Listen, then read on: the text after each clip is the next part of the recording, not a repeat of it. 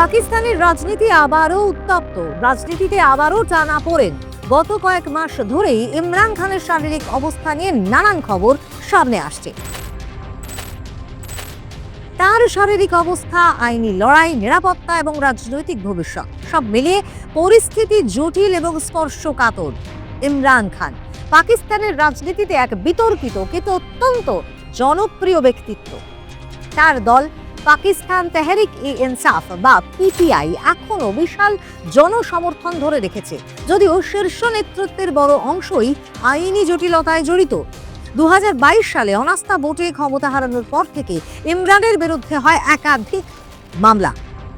একের পর এক দুর্নীতির অভিযোগে 2023 সালে ইমরান খানকে গ্রেফতার করেছিল শাহবাজ সরকার। দুর্নীতি, রাষ্ট্রীয় গোপন তথ্য ফাঁস, তহবিল সংক্রান্ত অনিয়ম সহ বিভিন্ন অভিযোগ রয়েছে তার বিরুদ্ধে। তবে এখানেও ছিল দু তরফের দুটি ব্যাখ্যা। ইমরানের সমর্থকদের দাবি এগুলো রাজনৈতিক উদ্দেশ্য প্রণোদিত মামলা। অন্যদিকে সরকারের তরফে দাবি করা হয় আইন তার নিজস্ব গতিতে চলছে। এর মধ্যেই পরিবারের অজান্তেই জেল থেকে ইমরান খানকে সরানোর পরিকল্পনা। গুরুতর অসুস্থ ইমরানকে নিয়ে উদ্বেগ পাকিস্তান। কেন এইভাবে কাউকে না জানিয়ে জেল থেকে সরানো হলো? সুপ্রিম কোর্টে জমা দেওয়া মেডিকেল রিপোর্ট, সেখানে কি বলা হচ্ছে? 2026 সালের জানুয়ারি পর্যন্ত কেমন ছিল ইমরান খানের শারীরিক অবস্থা? ডান চোখে কতটা দৃষ্টিশক্তি হারিয়েছেন তিনি? পাকিস্তানের প্রাক্তন প্রধানমন্ত্রী ইমরান খানের স্বাস্থ্য নিয়ে ফের জল্পনা শুরু। গত কয়েকদিন ধরেই শোনা যাচ্ছিল জেলে অসুস্থ হয়ে পড়েছেন ইমরান। এবার দাবি করা হয় পরিবারকে না জানিয়ে তাকে জেল থেকে গোপনে হাসপাতালে ভর্তি করানোর পরিকল্পনা চলছে।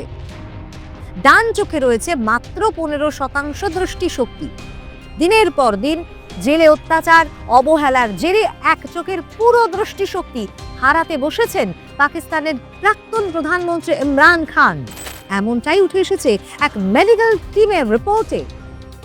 পাকিস্তানের সুপ্রিম কোর্টে জমা দেওয়া রিপোর্টে বলা হয় 2025 সালে অক্টোবর পর্যন্ত ইমরান খানের দু চোখেই দৃষ্টিশক্তি একদম স্বাভাবিক ছিল, কিন্তু এরপর থেকে তিনি ক্রমাগত ঝাপসা দেখতে শুরু করেন, যা শেষ পর্যন্ত তার ডান চোখের দৃষ্টিশক্তি প্রায় পুরোপুরি কেড়ে নেয়। 2026 সালের জানুয়ারি শেষের দিকে চোখের সমস্যার জন্যই তাকে হাসপাতালে নিয়ে যাওয়া হয়েছিল এবং একটি ছোটখাটো অস্ত্রোপচারও করা হয়েছিল।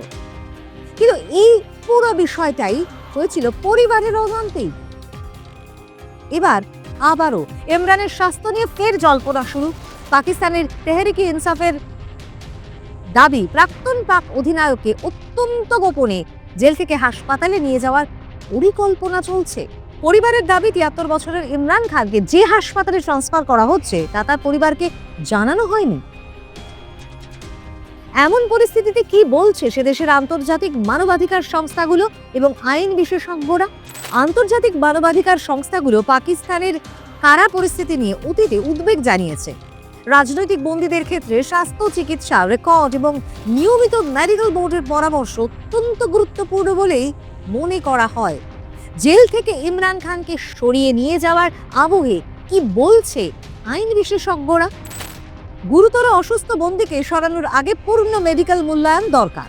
পরিবার এবং আইনজীবীকে অবহিত করা বাধ্যতামূলক হওয়া উচিত। আদালতের অনুমতি ছাড়া এমন পদক্ষেপ প্রশ্নের মুখে পড়তে পারে। পাকিস্তান সরকারের এই গোপনীয়তার বিরুদ্ধে সরব হয়েছে তার দল পাকিস্তান তেহরিক-ই-ইনসাফ। অভিযোগ, যা ঘটছে তা মৌলিক অধিকার লঙ্ঘন। ইমরানের জীবন ঝুঁকির মধ্যে, ইমরান খানের স্বাস্থ্য এবং জীবন ঝুঁকির মধ্যে ফেলে দেওয়া হচ্ছে। অবিলম্বে ইমরানকে উন্নত চিকিৎসা ব্যবস্থা করার দাবি জানানো হয়। শুধু তাই নয়, ইমরানের স্বাস্থ্য ঝুঁকির বিষয়টিকে গুরুত্ব দিয়ে সুপ্রিম কোর্টের তরফে চোখ পরীক্ষার জন্য মেডিকেল বোর্ড গঠন করার নির্দেশ দেওয়া হয়েছে। ক্রিকেট কিংবদন্তি ওয়াসিম আকরাম প্রাক্তন পাকিস্তান অধিনায়ক ইমরান খানের জন্য কারাগারে জরুরি চিকিৎসা ব্যবস্থার আহ্বান জানিয়েছেন। ওয়াসিম আকরাম এক্স হ্যান্ডেলে লেখেন, আমাদের অধিনায়ক ইমরান খান স্বাস্থ্য সমস্যায় ভুগছেন শুনে মন খারাপ। আমি আন্তরিকভাবে আশা করি কর্তৃপক্ষ বিষয়টিকে অত্যন্ত গুরুত্ব সহকারে নেবে এবং তিনি যেন সেরা চিকিৎসা পান তা নিশ্চিত করতে হবে। তার শক্তি, দ্রুত আরোগ্য এবং সুস্বাস্থ্যে সম্পূর্ণ ফিরে আসার কামনা করছি।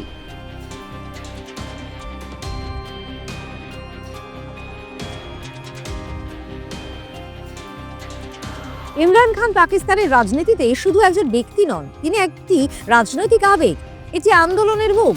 তার স্বাস্থ্য, তার নিরাপত্তা, তার আইনি ভবিষ্যৎ সবকিছু এখন আলোচনার কেন্দ্রে।